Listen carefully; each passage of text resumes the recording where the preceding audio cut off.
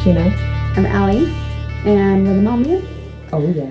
Today we're going to be talking about what we're grateful for through this whole cancer experience. We've always been very hyper aware of what we're grateful for, but with this experience, we've kind of been forced to take the time to really remember what we're grateful for, because it's so important for us to have a positive outlook and a positive mindset. So we're just going to be going over what we're grateful for. Well, the first thing that we're grateful for, obviously, we're grateful for each other. We are each other's, obviously, companions, best friends, or spouses. We're married, so we're grateful to have each other. Not everybody is fortunate enough to find somebody that they're this compatible with, this in love with, and just everything is good for us. Like, it just gels so well. Yeah. Anyway, is the second thing. Well, back to the first thing. I just want to say, like, some people go through this alone. Like, if you're an older woman that has been diagnosed, if you're above 40 and you've been diagnosed with breast cancer, you know, you might have a partner who's passed away, or you might be relying on your adult children to help you through this time.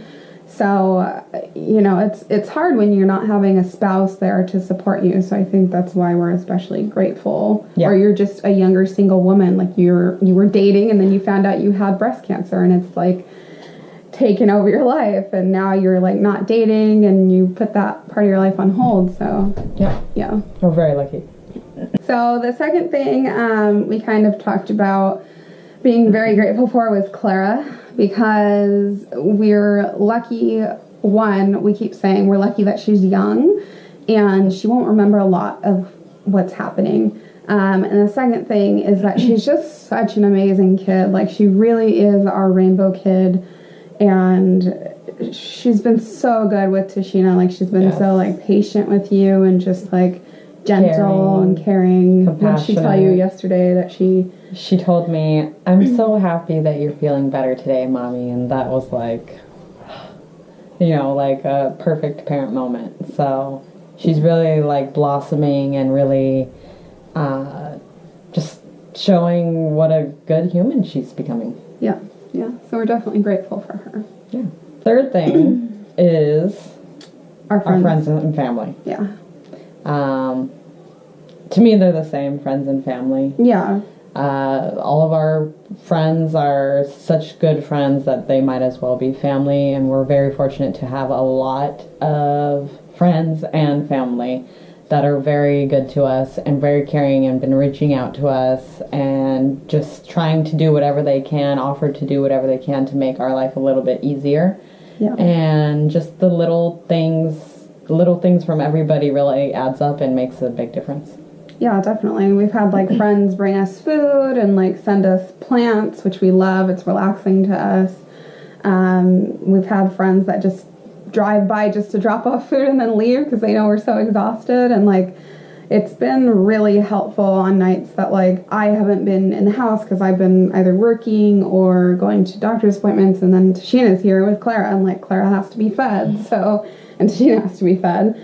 So it's been really nice just to have that, and to have people who are checking in with us and just connecting with either one of us. You know, when she's sick, people tend to connect with me more, which is good because she's dealing with what she has to deal with to focus on, and then I'm kind of being that person that's reiterating how she feels to everyone, you know, and kind of what we're going through at that time. So we love that support, and it's been essential, I think. Yeah.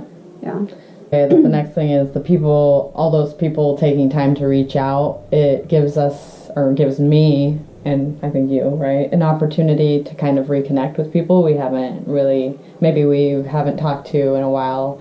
Or maybe it's somebody, like for me, I've been talking to a lot of people from like school, and I graduated a long time ago. So it's kind of nice to know that those people are more than just like, you know, peanut gallery on Facebook. Like, they actually are reaching out, and it's meaningful conversation. Yeah, it's been really cool to experience, and hopefully, like, we'll keep connecting to these people after the cancer, you know, a life after cancer. So Definitely. yeah. Number 5, our therapists. Yes. We both have really good therapists. That we really like a lot. And rely on. Yes. We both, or actually, I was a virgin to therapy before just a few months ago, and I've had a positive experience, and I would highly recommend anyone that's even remotely thinking about doing it. I mean, what's the worst that can happen? Yeah, and I know a lot of people have this, like, stigma with mental health, and they think that going to a therapist means you're crazy or it's not okay to be vulnerable. And this is, like, especially for men, which would be great if you are a heterosexual couple and you're going through breast cancer. Or anything, really. And your spouse could really, like, use the therapy. So it's really big for us as advocates to stand up for mental health and to talk about how it's okay to go to therapy. You're not crazy. Like, we believe, I know I believe, and I'm sure you do too, that everyone needs a therapist in this world. Like, and you're paying for health insurance, so why wouldn't you do it? Yeah, that's another thing. We have really awesome insurance, so our insurance, we pay a small deductible to go to therapy. So, you know, why not? She said, why wouldn't you? So, yeah, our therapists. Yeah. Awesome. It's been instrumental, definitely. Yeah. For both of us. Yes. To cope with this and everything else. Yeah. Number 6, all the doctors and nurses at Long Beach Memorial. They've been just amazing. Really great. Yeah. Like, just doing everything, like, way ahead of, like, way faster than I ever thought. Like, the whole process of me being diagnosed and even starting chemotherapy was, 29 days. Yeah, it was something crazy. And I did all these different, like, tests and scans and everything, and had something surgically implanted, and, like, it just, like, and they did everything. Yeah. And they've been started so compassionate and nice and caring. When Tashina wasn't feeling good this week, our nurse practitioner got us in really quickly, like the same day, to get her a fluid infusion. And I was so appreciative. And this nurse practitioner texts me, like, she gave me permission to text her when I need assistance. So I grew up on Medi-Cal, so and you did too. Yeah. So, you know, we feel very privileged. The California state government funded and Medicare. Health insurance. Yeah. So we feel very privileged to have these amazing benefits. And I think that goes hand in hand with this. Number 7 is, you know, our benefits. Yeah, our health benefits that we are very fortunate to have. Yeah. So doing research on breast cancer, because I'm a nerd, I looked up ethnicities and statistics in different ethnicities, and African American women and Latina women are actually dying at a higher rate than Caucasian women of breast cancer. And so I was like, of course, like, as a researcher, a sociologist, I was like, why is this happening? And come to find out, a lot of it has to do with culture, and then it has to do with socioeconomic status. So if, for instance, Latinas and low-income African Americans are not able to have health insurance, chances are they're not getting checked, and they're just letting their tumor grow bigger, and essentially the cells are, you know, multiplying and spreading to other parts of their body. And they're also more likely to be diagnosed with triple-negative breast cancer, which is really a rough thing to treat. So I feel like we're so lucky to have this health insurance, and we know the difference. Like, the fact that I can text her doctor and at any time. Yeah. Like, that would never happen on Medi-Cal. No, ever. Never. Yeah. So it's really, like, it's life-changing to have really good health care. Yeah. Number 8. Kind of goes hand in hand with that. Modern medicine. Yeah. So, on top of being able to text the nurse practitioner, you basically can say, this is what's going on with me, and she'll send a prescription to Target, which is like half a mile down the street, within like, what, an hour? Yeah, it was pretty quick. And then on top of that, they give you like all these medicines in your drip, in your infusion, like not anti-nausea medicine in her drip. So not only does she get a pill form to take it home when the nausea medicine wears off, but she gets it in her fluid drip. So I mean, just all of that. And the chemo is more targeted than it's ever been, and it's just if she had breast cancer 10 years ago, like my grandma did, who knows where I would be. Yeah, their survival rate is great now because of modern medicine. So yeah. Number 9. So number 9 is support at work. Specifically for me, I don't feel any pressure or disappointment if I can't make it into the office because of the side effects from the chemo. And I know that I can rely on my coworkers to help me when I'm not there. And that has been like, huge. Yeah, huge. It takes an entire stress load off of me, and I have full confidence that I don't have anything to worry about. So that's been a really big thing for me that really, I don't know, I could have said that a couple of years ago, but today, yeah. And for me, like seeing how her coworkers are has just been like amazing to me. Like I'm very grateful for all of them because she has coworkers like in her Irvine office and her Utah office that are just like picking up everything, and she has a team in India that's also just like been so helpful, and we're just like so grateful to all these people who are just like pitching in to help you. And I see it, you know, I always tell everyone, Tashina's obsessed with work. It's like me and Clara and then work. Like that's like her levels of importance. So for her to like put aside this passion to take care of herself, to be alive for us, it's just like, it's really humbling to see how willing everyone is to help us. And yeah, at your work. And they even sent like a nice bouquet. Yeah, they've been really great. Yeah.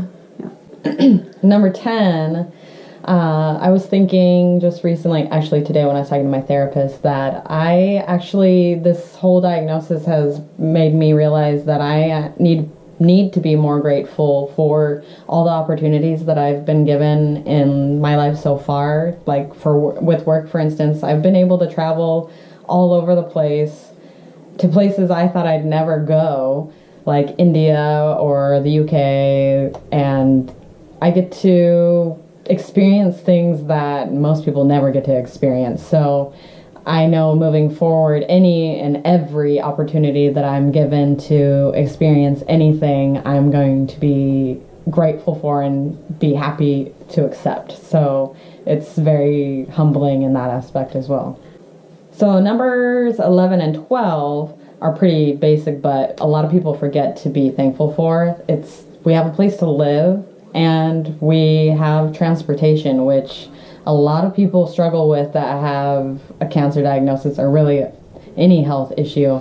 Transportation can be a big problem, so we're very thankful for those two things. Yeah, we've heard of some people that have been diagnosed with breast cancer and they take the bus to chemo, and I can't imagine like taking the bus to chemotherapy by yourself and then getting back on the bus to go home after being drugged up with poison, basically, with poison. And it's just like, it's so crazy to me, and it makes me feel sad, like, to think about it, but then it makes me feel, again, grateful that we have a vehicle. We have 2 vehicles, and they're paid off, and it's awesome. Yeah. Okay, numbers 13 and 14. 13 is activism. 14 is marijuana or cannabis. Yeah. Those go kind of hand in hand for obvious reasons. Are they? Is it obvious? I mean, I think it's obvious, but obviously marijuana is illegal federally, so activism and that goes hand in hand. It's been instrumental, helpful for me and many other patients, so very thankful. So it's been instrumental for you because during your bad days, it really provides some relief that nothing else is giving me. Like if I'm having a hot flash, it somehow manages to cool me down a little bit and relaxes me. It soothes me. It's so frustrating to me that we live in this society that has this stigma on medical marijuana, but then these companies can reproduce cannabis into a pill form and make money off of it. Like, why are we allowing big pharma to control this? And it's so, when I see my wife like in extreme pain, like her face is red and like I feel the heat radiating off her body. And then she uses whatever her CBD or THC mixtures, and it's just like immediately she feels better. And I just don't understand why we are not legalizing this federally. Yeah. You know, it's legal in California, but if she were to go to another state, it wouldn't be legal.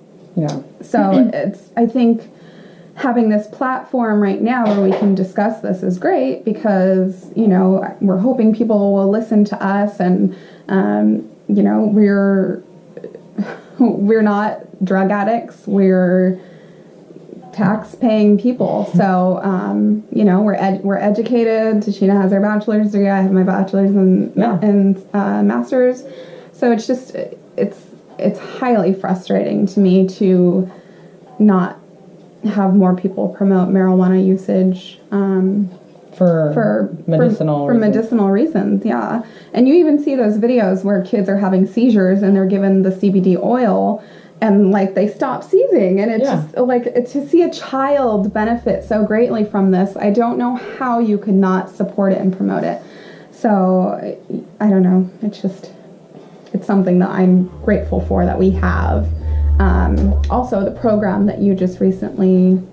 Yeah, with Humboldt Farms, they are running a program that's gracious enough to give any applicant that's approved one free medicinal marijuana joint per day in 3-month increments. And it's all a free program that they're just doing out of the kindness of their hearts. So I'm very thankful. Yeah, we'll put the link below. So if you know someone that we live in Orange County, California, but if you know someone that this might be useful for, I think it's in Los Angeles County. It's also. I think the whole state of California. Yeah, they have a few different locations, but we'll include the website below, and you can research it and fill out the form, and it's just a simple application process. So number 13, all of the people that have reached out to us via social media. Yeah, it's been like an outpouring. It's been really cool. Like I feel like I know a lot of you like in person, and I've never met a lot of you, and I'm so grateful for the comments, the messages. Like this morning I had someone that's been following me message me just to see how Tashina was doing, and it's just like, it's really cool just to have that support. And it sounds weird, but it's just like, it's this really cool community, and we have a lot of Clara just came in. We have a lot of other gay parents that we follow and that we're a part of that community. So to have their support as well, it's nice, because we just feel supported and loved. Yeah, it's just afar. like an outpouring. Yeah. I don't know how else to describe from it. Other countries even. Yeah. So we're awesome. Just like. I think that's our cue to end. Yeah. That's our list for grateful things. Thanks for tuning in. Clara, do you want to come say hi? Uh-huh. Do you know we're grateful for you? Yeah, we love you. Mama, I want to say hi. Say hi. Hi. Have a good night, everyone.